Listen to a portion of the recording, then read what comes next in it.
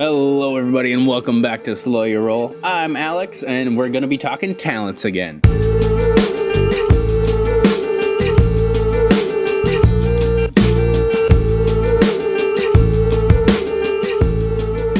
When you level up to level 2 in DC20, there's a bunch of options for talents, and I'm here to narrow them down for you. We've been glowing class by class, so if this isn't the class you've been looking for, go ahead and look back in the playlist and you'll probably find yours. Right now we're tackling all of the marshals, but spellcasters are coming soon. What class are we talking about today? The monk. And the best way to level up the monk whenever you get the talent options. There are a few, which breaks down to general talents. You can do multi-class talents, or you could also sometimes, but not always, take a talent from your own class. At level 2, that's kind of like half the classes have the ability to do so, but when it gets into the higher levels, you can definitely pretty much double down into being like a monk. Not literally a monkey though. When we get to the talents for the monk, there's no druid, sorcerer, or wizard talents that you can take at level 2. I always start from the top, going to the most effective to the least effective talents. And we're going to be starting with the barbarian. Now, first off, the barbarian is pretty much going hand in hand with the monk's tool set. It doesn't wear armor, just like the monk, and you're able to kind of get an advantage with both damage and movement if you go barbarian monk, or the barbunk, whatever you guys want to call it. And what I would suggest taking as a barbarian would just outright be rage. Now, of course, this is a very, very easy pick. It gives you a little bit of extra damage, gives you advantage on might saves. Your PD decreases by 5, but you gain resistance half to elemental and physical damage, which is super nice. Go ahead and think of Berserker as a very, very, very good backup choice if you didn't want to start raging, because there are some downsides associated with it. But as a Berserker, you're going to go ahead and get a defense +2 for your AD, as well as more movement and a mighty leap, being able to use your might instead of agility. Now, as a monk, you probably doubled down into agility, but you didn't have to if you were thinking about taking Barbarian at level 2. And don't overlook the charge ability. When you make a melee martial attack on your turn, you can move up to 2 spaces immediately before making the attack. As a monk, maybe even a dual wielder, you're able to dish out a bunch of different attacks, like pop, pop, move, pop, pop, move. You'll be able to cover basically the entire battlefield if you just pick up the Berserker trait. So next up on the list for our talents is gonna be the champion. It's a very safe bet for essentially any martial to be able to take. Master at Arms is really good. It gives you 1 more technique, which is super valuable as a martial, but you also learn 2 more maneuvers. And if you didn't end up, going all damage or getting a couple of defensive maneuvers to help yourself out, this really broadens your horizons a little bit. And then there's Weapon Master. Most martials won't really benefit from this too much, because I don't really assume you're gonna use like this weapon, and this weapon. But if you did happen to swap between weapons, this may be a lot more valuable to you. And of course, don't turn your nose up to Fighter Spirit either, because it does grant combat readiness, which gives you brace or advance. And you can get the benefits of a dodge action or the benefits of a move action, and then advantage on a specific save, which is super, super cool. And second wind is tacked right onto that. If you end up a little bit extra bloodied, you can get 2 HP and 1 SP back. Only once per combat though. You're really gonna love it when that thing kicks in, but you don't ever really want it to kick in, because man, are you getting close to dead. The next easy choice for a monk would have to be Spell Blade. Not just for the fact that bound weapon is a really good choice, but thematically as a monk, let's say you have nunchucks or you have your pole. That is something that you probably trained with religiously. Like if you were going with the stereotype here, bald as heck, sitting on top of a mountain, just training that 10,000 strikes with your pole, that's why it's a bound weapon. Not because you're a spellblade, because you're a master monk. And I just love the picture of that. Not only does Spellblade's bound weapon give you the ability to smite, which for 1 SP gives you 2 extra bound damage, you're also going to be able to illuminate your weapon and recall it from a distance. So you really could have that situation where you're spinning around your pole arm, smack somebody in the face, throw it like 10 feet that way and then have it come back and smack him again. If your DM's cool enough, and I'm sure they are. But Spellblade Discipline is also a really good choice too, because if you didn't necessarily want to go with the bound weapons, you can just broaden your horizons with things like Magus, Warrior. If we were trying to become a better martial, I might avoid some of the things that cost MP, but a lot of these don't. And especially things like Spellbreaker, to initiate spell duels with a weapon instead of just pumping out magic to be able to counter it.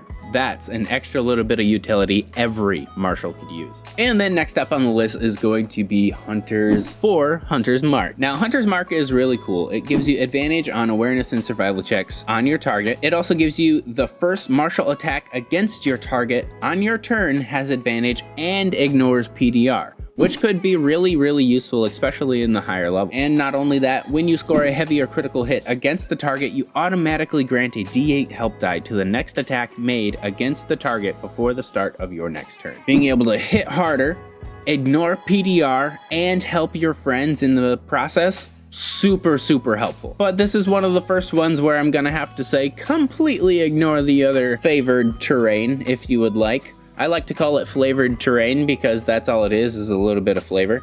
Sure, you could get, resistance half for fire, or gain 2 skill points in animal awareness, medicine, survival, and stealth. If you build your character in the correct way, you won't need extra skill points because you already have what you wanted. For instance, your speed is increased and your jump distance increased. Kind of helpful, but not in the situations where I'm, clutching a serious situation to help my friends. It's like, haha, I just jumped a bridge a little bit farther. So flavored terrain is not really the one that I would pick, but it is nice sometimes to be a little extra tanky. So if you're not trying to be a tanky person, maybe just look over this entirely. So 5th up on the list is going to be just doubling down into Monk. This is one of the few classes at level 2 that you can actually take another talent in your class.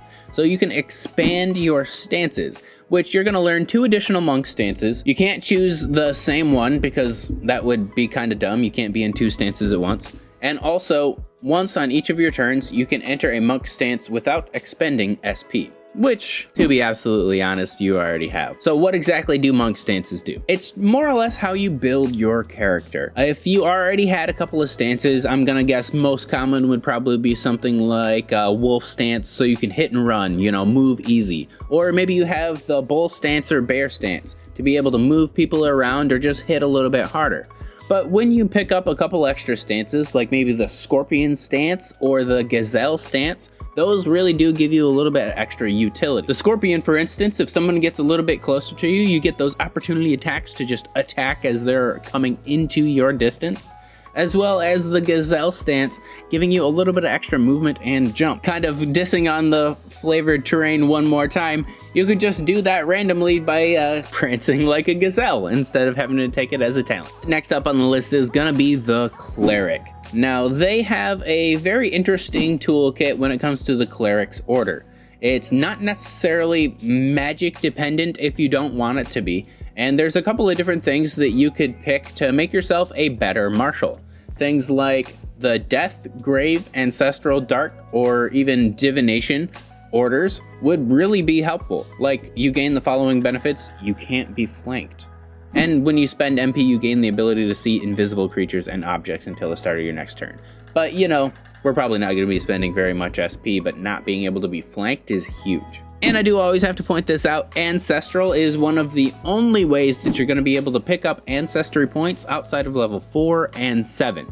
And this could be the way that you finally, get those wings that you were really hoping for. Divine Blessing isn't going to be useful to us unless we pick up a way to use some MP. So we're going to ignore this one almost completely. And starting to get to the bottom half of the list, we've got Attribute Increase. You gain 1 attribute point to put into any of your attribute choices. Numbers go up is always a great method to follow if you're ever playing any type of game. Get a little bit more strength, get some health, get a little bit more charisma, get that grit, things like that. And it's going to affect a couple of different numbers on your character sheet, so numbers go up, always good. Next up on the list is going to be the Martial expansion, aka the bad version of Master at Arms for the champion. You get Combat training with weapons, armor, and shields, which is nice, but very unhelpful for most martials. This is going to be super helpful though if you're a spellcaster. You also get 2 additional maneuvers and 1 additional technique. So bar for bar, the exact same as Master at Arms, just worse. So for the first time in a while, when we come to Warlock, I'm actually going to be recommending Warlock Contract instead of a Packed Boon. Spending HP to get advantage and getting that HP back by just becoming exposed is a really cool recycling mechanic that you could make a lot of interesting builds around. For the packed weapon, if you really wanted this, you should have just chose Spellblade's bound weapon. It's much better, does more damage, and if you're really after maneuvers, maybe you should have chose Master at Arms. This doesn't really do anything other than what one of those 2 would have done. And if you were going for like the pocket dimensions specifically, Spellblade's bound weapon does that better. Packed armor, you're a monk. You're not wearing armor, so obviously we're not going to use packed armor. We can't use packed cantrip because we're trying to be a better marshal, so we're not picking up spells or anything. And you obviously can't use packed familiar because that's a spell. So not a single thing a part of the packed boon is going to be useful from the warlock toolkit for a monk. Next up on our list, coming in pretty low, and I could see a decent argument to bring it up a little higher, but it's gonna be the rogue. And most of the time I'm gonna tell you to pick up the debilitating strike, because for just 1 SP you can deafen, expose, hinder, or slow your opponent. Slowed 2 is way better than slowed 1, and you can probably just assume that it does twice the amount. Like poison 2, 2 damage instead of 1 damage. It's a pretty simple type of thing to follow along with the conditions in DC20, but unfortunately conditions aren't as helpful as you might think they could be. They're fairly easy to snap out of, and if you did end up wanting to use more status effects, you could just pick those up with a bunch of different things that we mentioned previously. Like, I'm just gonna keep going right to it, Master at Arms, to pick up a couple more maneuvers that do status effects. Roguish Finesse, though, is okay. If you really want a skill expertise, that's kind of the only reason to take it. Being able to move half your speed after you disengage, feint, or use the hide actions is pretty cool, especially in a monk's toolkit if you're specifically using mobility as one of your main aspects of being a monk.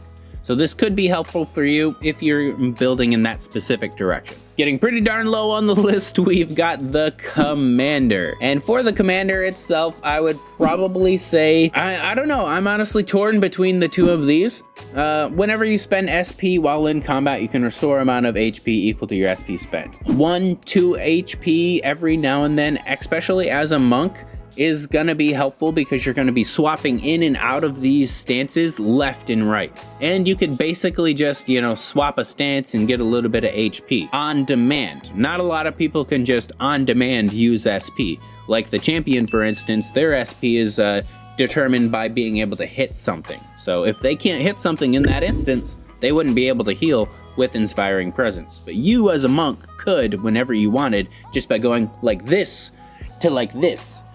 Switching stances. And the Commander's Call is good. It's like an upgraded version of Help, being able to tell somebody to attack, dodge, or move using your SP. But most of the time, if you're trying to be a better marshal, you just want to use your SP to do a little extra damage for yourself, not have somebody do the damage for you, unless you really knew that Jimmy was about to hit him a good one.